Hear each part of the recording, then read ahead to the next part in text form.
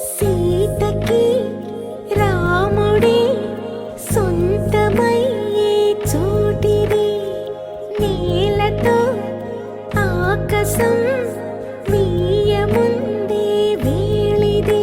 మూడు ముళ్ళు వేస్తే మూడు లోకాలకి ముచ్చటొచ్చినమ్మా.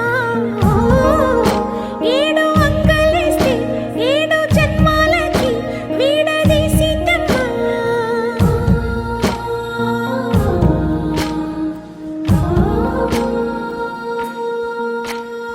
సీతమ్మ వాకిట్లో సిరిమల్లె చెట్టు, సిరిమల్లె చెట్టుపై చిలక వాలింది.